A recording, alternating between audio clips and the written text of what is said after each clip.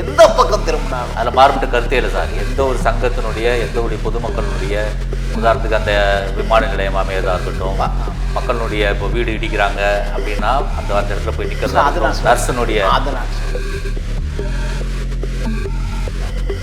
போராட்டம். மீனவர் போராடுறான், மாணவர் போராடுறான், எல்லா போராட்டத்திலும் கலந்துக்கிறாங்க, போராடுறாங்க, எல்லோரும் போராடுறாங்க. இந்த பிரச்சனையை முடிவு கொண்டு வர முடியவே இல்லை.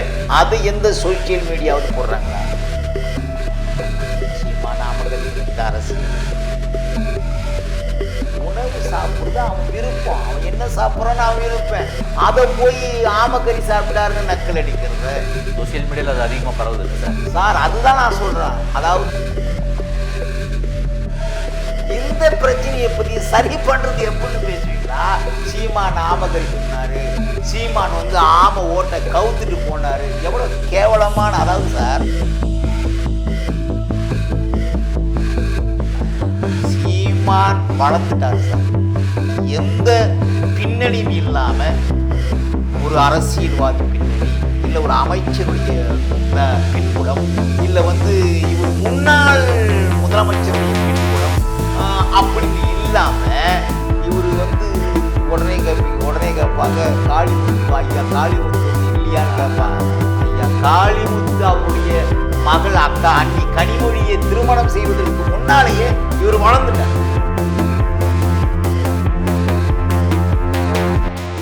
2026 சீமானன் தான் முதலமைச்சர்னு மக்கள் முடிவு பண்ணாங்க. இதை எப்படி உடைக்கணும், எப்படி சிதைக்கணும்? இங்கே நான் நினைக்கிறேன், இதுக்காகவே சில யூடியூபர்ஸ் ரெடி பண்ணி ஒரு தொகையை கொடுத்து அவதூறம் பரப்பணும். இந்த விஜயலட்சுமி எல்லா கட்சியுமே அந்த மாதிரி இருக்குல்ல சார். எல்லா கட்சிக்குமே யூடியூபர் கிரியேட் பண்ணி அவங்களுக்கு சப்போர்ட்டாக பேசுகிறாங்க, அவங்களுக்கு எதிராக இருக்காங்க பேசுறதுக்கு. சார் நான் என்ன சொல்கிறேன்,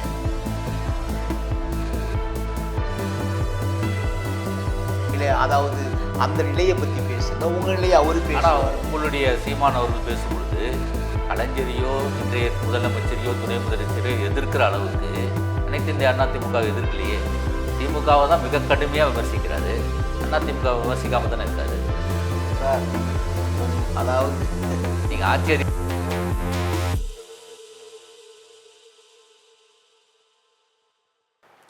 டிவியின் சேனல் நேயர்களுக்கு வணக்கம். இன்று நம்முடைய அரங்கத்திற்கு நாம் தமிழர் கட்சியினுடைய மாநில கொள்கை பரப்பு செயலாளர் திரு இடுமுரசு அவர்கள் வருகை புரிந்துள்ளார். அவரிடம் கேட்பதற்கு நிறைய இருக்கிறது, வாருங்கள் அவரிடம் பேசுவோம். சார் வணக்கம். சார் வணக்கம் சார். சார், எந்த ஒரு சங்கத்தினுடைய எந்த ஒரு பொதுமக்களுடைய, உதாரணத்துக்கு அந்த விமான நிலையம் அமையதாக இருக்கட்டும், மக்களுடைய இப்போ வீடு இடிக்கிறாங்க அப்படின்னா அந்த அந்த இடத்துல போய் நிற்கிறது நர்ஸனுடைய அது நான் சொல்லலை. போராட்டம், மீனவர் போராடுறான், மாணவர் போராடுறான், எல்லா போராட்டத்திலும் கலந்துக்கிறார், போராடுறாங்க, எல்லோரும் போராடுறாங்க. இந்த பிரச்சனையை முடிவு கொண்டு வர முடியவே இல்லை. அது எந்த சோசியல் மீடியாவது போடுறாங்களா? சீமா நாமக்கறி துணை, இது அரசியல். உணவு சாப்பிட்றது அவன் விருப்பம், அவன் என்ன சாப்பிட்றான்னு அவன் விருப்பம். அதை போய் ஆமக்கறி சாப்பிட்டாருன்னு நக்கல் அடிக்கிறது சோசியல் மீடியாவில் அது அதிகமாக பரவுது இல்லை சார். சார் அதுதான் நான் சொல்கிறேன். அதாவது நான் என்ன சொல்லுவேன், நான் உங்களுக்கு, அதாவது நீங்கள் ஒரு இதில் இருக்கிறீங்க, இது நமக்கு தேவையில்லாத ஒன்று சார். முரசு என்ன உணவு சாப்பிடணும் நான் அதை தேர்வு பண்ணிக்கணும் தனிப்பட்ட. ஆனால் இந்த மண்ணினுடைய வளர்ச்சிக்கு, இந்த மண்ணினுடைய மேம்பாட்டுக்கு என்ன எல்லாம் பேசணும். இப்போ 4 மணி தான் சார் மழை பெஞ்சுது. சென்னை தமிழ்நாடு எல்லாத்தையும் தண்ணியில் மிதக்குதுங்கிறான். நேற்று விழுப்புரத்தில் அமைச்சர் போயிருக்காரு, முன்னாள் உயர்கல்வித்துறை அமைச்சராக இருந்து இன்னைக்கு அதாவது பாரஸ்ட் இதில் அவர் அமைச்சராக இருக்கார். அவர் போயிருக்காரு. அவர் பையன் தெய்வ சிகாமணி, அதாவது பெரம்பலூர் எம்பி, 2 பேரும் போயிருக்காங்க. மக்கள் சேர்த்தால் அடிச்சுக்கிறாங்க, அள்ளி அடிச்சுக்கிறாங்க. இந்த பிரச்சனையை பற்றி சரி பண்ணுறது எப்படின்னு பேசுவீங்களா? சீமான் ஆமகரி துண்ணாரு, சீமான் ஆம ஓட்டை கவுத்துட்டு போனார். எவ்வளோ கேவலமான, அதாவது சார் சீமான் வளர்ந்துட்டாரு சார். எந்த பின்னணியும் இல்லாமல் ஒரு அரசியல்வாதி பின்னணி, இல்லை ஒரு அமைச்சருடைய பின்புலம், இல்லை வந்து இவர் முன்னாள் முதலமைச்சருடைய பின்புலம் அப்படின்னு இல்லாமல் இவர் வந்து உடனே கேட்பாங்க காளிமுத்து ஐயா காளிமுத்து வந்து இல்லையான்னு கேட்பாங்க. ஐயா காளிமுத்து அவருடைய மகள் அக்கா அண்ணி கனிமொழியை திருமணம் செய்வதற்கு முன்னாலேயே இவர் வளர்ந்துட்டார். உங்களுக்கு தெரியும் நினைக்கிறேன். எந்த பின்புலமும் இல்லாமல் உலக நாடுகள் தமிழினத்திற்காக ஒரு குரல் கொடுக்கக்கூடிய ஒரு மனிதன் யாருன்னா சீமான்னு பேச ஆரம்பிச்சிட்டாங்க சார். அது மாத்திரம் இல்லை, நாங்கள் வந்து 2 சட்டமன்ற தேர்தல் 2 நாடாளுமன்றத்தில் சந்திச்சிருக்கிறோம். ஈரோடு தேர்தல் சந்திச்சிருக்கிறோம், இடைத்தேர்தல். இப்போ விக்கிரவாண்டி நிறைய இடைத்தேர்தல் சந்திச்சிருக்கிறோம் சார்.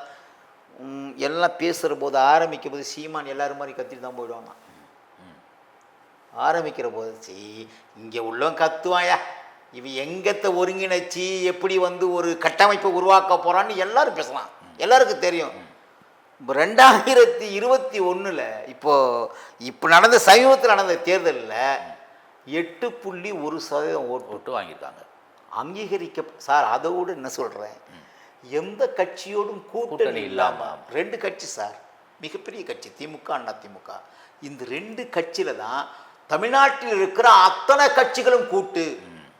நாங்கள் மட்டும்தான் சார் வந்து இந்த மக்களை நேரடியாக சந்திக்கக்கூடிய தகுதி படைத்தவங்க நாங்கள் மட்டும்தான்.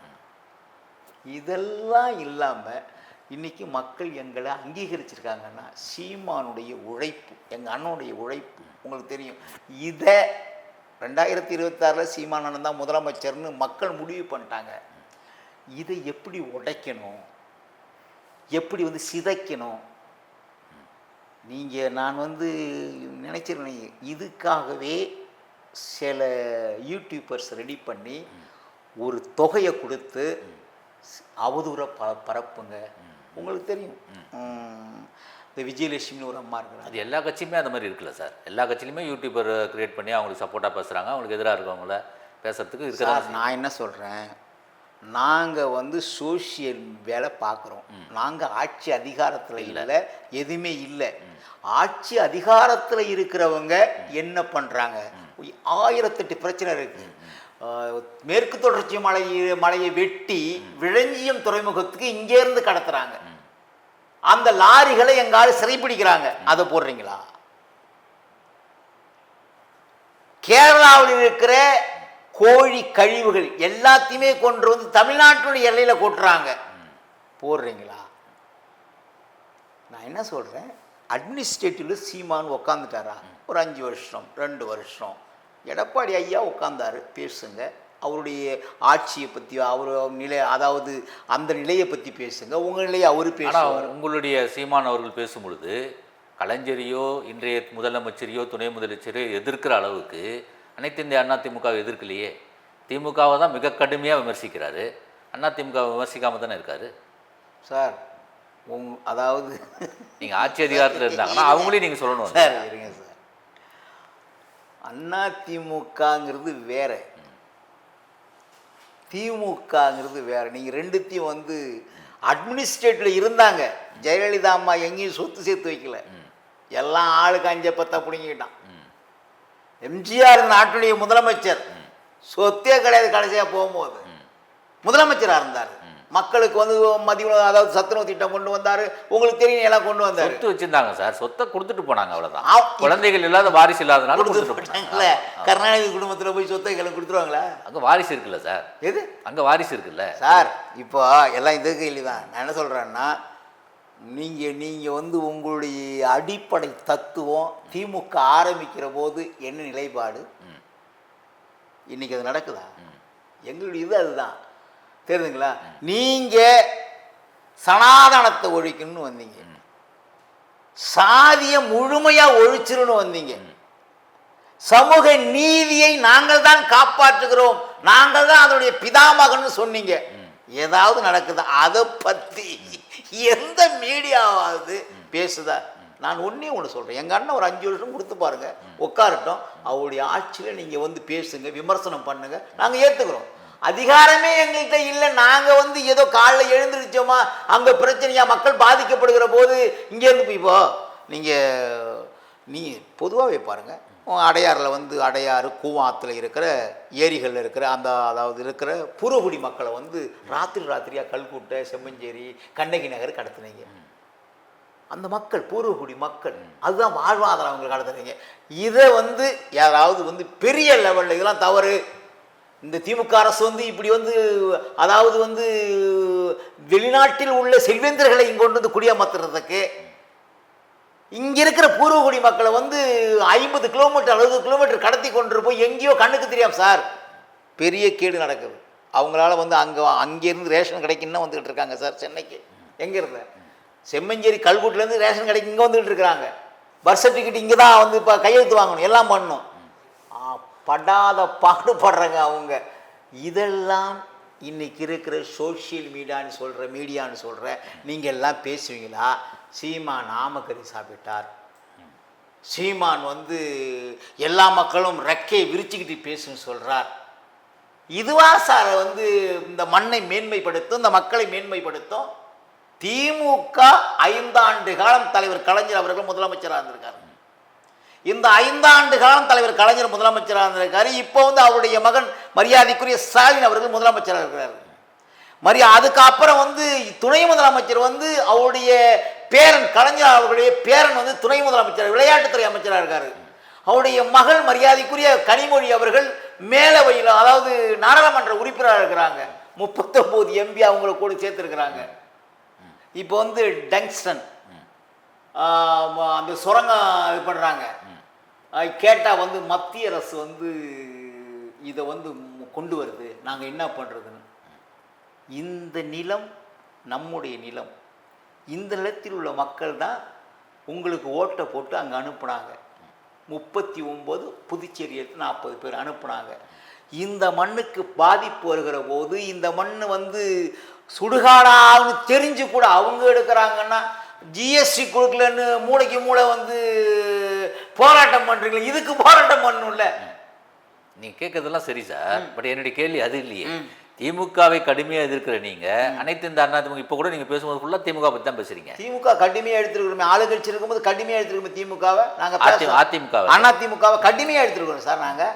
அதாவது என்னென்னா இலை மலர்ந்தால் அதுக்கு அங்கே வர்றீங்க நீங்கள், எனக்கு தெரியுது. இலை மலர்ந்தால் ஈழ மலர்னு சொல்லும் போது நாங்கள் வந்து உண்மையிலே வந்து சரி அது நடக்கட்டும், நடந்தால் நமக்கு நல்லது தானே அப்படின்னு நாங்கள் வந்து ஆதரவு கொடுத்து உண்மைதான். அதில் மாற்று கருத்து கிடையாது. ஏன்னா நீங்கள் வந்து பண்ண முடியாத ஒன்று அந்த அம்மா வந்து சட்டமன்றத்தில் மசோதா நிறைவேற்றினாங்க.